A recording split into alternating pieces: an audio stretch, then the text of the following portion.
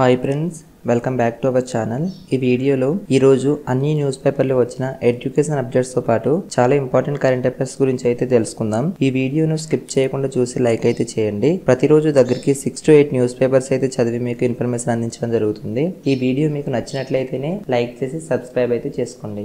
First news చూసుకున్నట్లయితే inter advance supplementary examination ఫీజుకి సంబంధించింది. Inter advance supplementary పరీక్ష ఫీజు గడువు పెంపు రేపటి వరకు అవకాశం. మే 24 నుంచి జూన్ 1 వరకు పరీక్షలు. ఇంటర్ బోర్డు కార్యదర్శి శృతి ఓజా. రాష్ట్రంలో ఇంటర్మీడియట్ అడ్వాన్స్ సప్లిమెంటరీ పరీక్షల ఫీజు చెల్లించడానికి గడువునైతే పెంచారు. గురువారం అంటే మే 2 వరకు ఉన్న గడువును కాస్త రేపటి శనివారం మే 4 వరకు పొడిగించినట్లు ఇంటర్ బోర్డు కార్యదర్శి శృతి ఓజా గురువారం ఒక ప్రకటనలో అయితే తెలపడం జరిగింది. మే 24 నుంచి జూన్ 1 వరకు అడ్వాన్స్ సప్లిమెంటరీ పరీక్షలను నిర్వహించనున్న విషయం తెలిసిందే. ఇంటర్ జనరల్ వొకేషనల్ విద్యార్థులకు ప్రాక్టికల్ పరీక్షలను జూన్ 3 నుంచి 7 వరకు అయితే నిర్వహిస్తారు. జూన్ 10న ఇంగ్లీష్ ప్రాక్టికల్ పరీక్షను మొదటి సంవత్సరం విద్యార్థులకు అయితే నిర్వహించడం జరుగుతుంది. జూన్ 11న ఎన్విరాన్మెంటల్ ఎడ్యుకేషన్ పరీక్షను, జూన్ 12న ఎథిక్స్ అండ్ హ్యూమన్ వాల్యూస్ పరీక్షను నిర్వహించనున్నారు. ఇందుకు సంబంధించిన షెడ్యూల్ను గత నెల ఏప్రిల్ 24న ఫలితాలను అయితే జారీ చేసిన రోజున ఇంటర్ బోర్డు కార్యదర్శి శృతి ఓజా అయితే విడుదల చేయడం జరిగింది. అప్పుడు విద్యార్థులు పరీక్ష ఫీజును చెల్లించడానికి ఏప్రిల్ 25 నుంచి మే 2 వరకు అయితే అవకాశం ఇచ్చారు. ఇప్పుడు మే 2 వరకు ఉన్న గడువును కాస్త 4 వరకు అయితే పొడిగించడం జరిగింది. ఇంకా ఎవరైనా ఎగ్జామినేషన్ ఫీజును చెల్లించినట్లయితే వారు రేపటిలోగా అయితే చెల్లించగలరు. నెక్స్ట్ అప్డేట్ చూసుకున్నట్లయితే IIIT అడ్మిషన్స్కి సంబంధించింది. 2వ వారంలో IIITల అడ్మిషన్ నోటిఫికేషన్.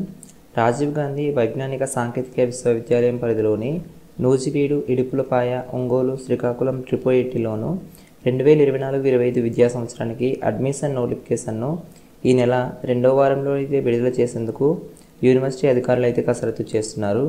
10వ తరగతి ఫలితాలు విడుదల చేసి వారం రోజులు కావడంతో అడ్మిషన్ల ప్రక్రియ ప్రారంభించేందుకు ఏర్పాట్లు అయితే ముమ్మరం చేయడం జరిగింది. ఈ నెల 7న నోటిఫికేషన్ విడుదల చేయవచ్చని IIIT అధికార వర్గాలు అయితే తెలిపాయి. త్వరితగతిన అడ్మిషన్ల ప్రక్రియ పూర్తి చేసి జూలైలోనే తరగతిలో ప్రారంభించేలా ప్రణాళిక రూపొందించినట్లు అయితే పేర్కొన్నాయి.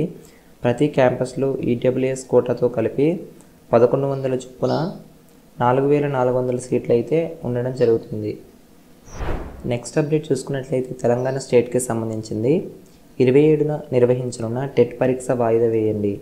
ఎమ్మెల్సీ ఉప ఎన్నికల పోలింగ్ దృష్ట్యా వాయిదాకు సూచన. వివరణ ఇవ్వాలని విద్యాశాఖ ముఖ్య కార్యదర్శికి CEO లేఖ. రాష్ట్రంలో ఈ నెల 27న నల్గొండ, ఖమ్మం, వరంగల్ గ్రాడ్యుయేట్ ఎమ్మెల్సీ ఉప ఎన్నికల పోలింగ్ ఉన్నందున ఆ రోజున నిర్వహించనున్న టెట్ 2024 పరీక్షను వాయిదా వేయాలని విద్యాశాఖ ముఖ్య కార్యదర్శికి CEO అయితే లేఖ రాశారు. ఈ అంశంపై వెంటనే వివరణ ఇవ్వాలని కోరుతూ CEO అయితే లేఖ రాశారు. ఇందుకు సంబంధించిన వివరణను విద్యాశాఖ ముఖ్య కార్యదర్శి ఇవ్వాల్సి అయితే ఉంటుంది. ఇప్పటికే పోలింగ్ రోజున, అంతకంటే ముందు రోజున కూడా నిర్వహించాల్సిన టెట్ పరీక్షలను వాయిదా వేయాలని ఇప్పటికే విద్యాశాఖకు భావించింది. ఈ నేపథ్యంలో పోలింగ్ ఉన్న మే 27న, అంతకంటే ముందు రోజున పరీక్షలను కూడా నిర్వహించకుండా వాయిదా వేసే అవకాశం అయితే ఉంది. ఇదే అంశాన్ని ఎన్నికల సంఘానికి అయితే తెలపనున్నట్లయితే తెలుస్తుంది. నెక్స్ట్ అప్డేట్ చూసుకున్నట్లయితే లాసెట్ అడ్మిషన్ నోటిఫికేషన్కి సంబంధించింది. రేపటితో ముగియనున్న లాసెట్ దరఖాస్తుల స్వీకరణ. అపరాధ రుసుముతో 25వ తేదీ వరకు అవకాశం. జూన్ 3న PG లాసెట్ పరీక్షలు. రాష్ట్రంలోని న్యాయశాస్త్ర కోర్సులోని 3 సంవత్సరాలు, 5 సంవత్సరాల లా కోర్సుల్లో చేరడానికి నిర్వహించే లాసెట్ 2024కి సంబంధించిన దరఖాస్తు గడువు రేపటితో అయితే ముగియనుంది. ఎటువంటి అపరాధ రుసుము లేకుండా గత ఏప్రిల్ నెల 25 వరకు ఉన్న గడువును మే 4 వరకు పొడిగించిన విషయం తెలిసిందే. ఆ గడువు రేపటితో అంటే శనివారంతో ముగియనుంది. ఇప్పటి వరకు 33,000 దరఖాస్తులు వచ్చినట్లయితే తెలిపింది.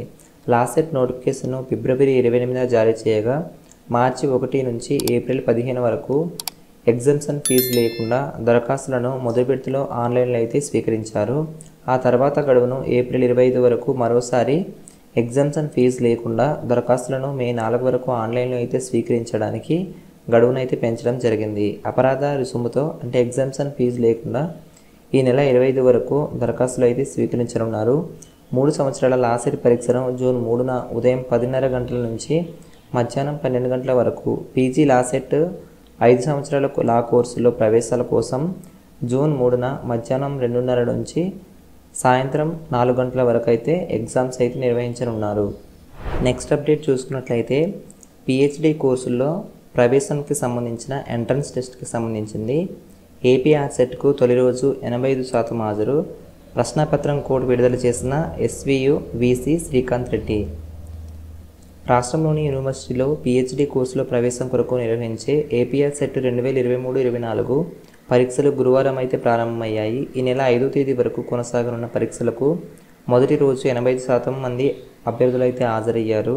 తొలి రోజున జరిగిన పరీక్ష ప్రశ్నపత్రం కోడ్ను ఎస్వియు విసి శ్రీకాంత్ రెడ్డి అయితే విడుదల చేయడం జరిగింది. ఈ సందర్భంగా విసి మాట్లాడుతూ ఏపీఆర్ సెట్ దరఖాస్తుల స్వీకరణ, ప్రశ్నపత్రాల రూపకల్పన, హాల్ టికెట్ల జారీ, పరీక్ష కేంద్రాల ఏర్పాటు చాలా ప్రామాణికంగా అయితే ఉన్నాయన్నారు. ప్రతిష్టాత్మకంగా చేపట్టిన ప్రవేశ పరీక్ష నిర్వహణలో కీలక పాత్ర పోషించిన APRCET convener professor B దేవప్రసాదరాజును ఆయన అయితే అభినందించడం జరిగింది.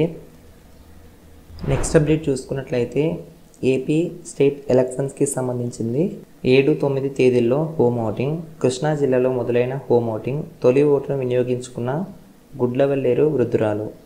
జిల్లా వ్యాప్తంగా 1047 మంది దరఖాస్తు. ఇక న్యూస్ చూసుకున్నట్లయితే మంచానికి పరిమితమైన ఇంట్లో నుంచి బయటకు రావడానికి వీలైన వృద్ధులు, దివ్యాంగులకు ఎన్నికల సంఘం కల్పించిన హోమ్ ఓటింగ్కు ఈ నెల 7-9 తేదీల్లో అయితే జరగనుంది. జిల్లా వ్యాప్తంగా మొత్తం 1047 మంది దరఖాస్తు అయితే చేసుకున్నారు. 85 ఏళ్లు పైబడిన వృద్ధులు, 40% అంగవైకల్యం కలిగిన దివ్యాంగులకు ఈ అవకాశం అయితే కల్పించారు. దరఖాస్తు చేసుకున్న వారికి ఇంటి వద్దకే పోలింగ్ సిబ్బంది వచ్చి బ్యాలెట్ ఓటును అయితే వేయిస్తారు. పోలింగ్ కేంద్రంలో ఏ విధమైన ప్రక్రియ జరుగుతుందో అదేవిధంగా ఇంటి వద్ద కూడా జరుగుతుంది. ఆ తర్వాత అధికారులు బ్యాలెట్ బాక్స్ వెంట అయితే తీసుకెళ్తారు. పోలీసు బందోబస్తు నడుమ ఈ హోమ్ ఓటింగ్ అయితే జరుగుతుంది. కాగా హోమ్ ఓటింగ్ అవకాశాన్ని కృష్ణా జిల్లాలో మొట్టమొదటిసారిగా 85 ఏళ్ల వృద్ధురాలు అయితే వినియోగించుకుంది. గుడివాడ నియోజకవర్గం గుడ్లవల్లేరు గ్రామంలో ఉంటున్న పొట్లూరి స్వరాజ్య లక్ష్మీబాయి గురువారం అయితే ఇంట్లోనే తన ఓటును అయితే వినియోగించుకోవడం జరిగింది. నెక్స్ట్ అప్డేట్ చూసుకున్నట్లయితే చంద్రుడి ఆవలి భాగంపై చైనా గురి. నేడు అంతరిక్ష నౌక ప్రయోగం. ఇప్పటి వరకు ఎవరు చూడని చంద్రుని దక్షిణ అర్ధగోళం నుండి మొట్టమొదటి మట్టి, రాతి నమూనాలను సేకరించడానికి చైనా సమాయత్తమైంది. ఇందుకోసం చాంగే 6 అంతరిక్ష నౌకను శుక్రవారం అయితే ప్రయోగించినట్లు చైనా అయితే ప్రకటించింది. ఇలాంటి ప్రయోగాన్ని చేపట్టడం మానవాళి చరిత్రలోనే ఇదే మొదటిసారిని తెలిపింది. లాంగ్ మార్చ్ 5Y8 రాకెట్ ద్వారా దీనిని ఇంగిలోకి అయితే పంపుతామని అయితే పేర్కొనడం జరిగింది. ఫైనాన్స్ ప్రావిన్సెస్లోని పెంచాంగ్ స్పేస్ లాంచ్ కేంద్రం ఇందుకు వేదిక అయితే కానుంది. చంద్రునిపై దిగాల్సిన ఈ అంతరిక్ష నౌక France, Italy, European space agency నుండి శాస్త్రీయ పరికరాలను అయితే మోసుకెళ్తోంది. దీని బరువు 3200 కిలోగ్రాముల బరువు అయితే ఉంటుంది. ప్రయోగానికి సన్నాహాలు అయితే జరుగుతున్నాయి. చాంగే 6లో ఆర్బిటర్, ల్యాండర్ అయితే ఉంటాయి. ల్యాండర్లో ఐరోపా దేశాలకు చెందిన పరికరాలు అయితే ఉంటాయి. ఆర్బిటర్లో పాకిస్తాన్కు చెందిన పేలోడ్ కూడా ఉంది. 2030 నాటికల్లా చంద్రుడిపైకి మానవ సహిత యాత్ర నిర్వహించాలని చైనా లక్ష్యంగా అయితే పెట్టుకుంది. ఇప్పటి వరకు ఉన్న న్యూస్ అయితే ఇది. ఇలాంటి న్యూస్ మీరు ఇంకా డైలీ పొందాలనుకుంటే మన ఛానల్ని సబ్స్క్రైబ్ చేసుకుని బెల్ ఐకాన్ని యాక్టివేట్ చేసుకోండి. Thanks for watching. బాయ్.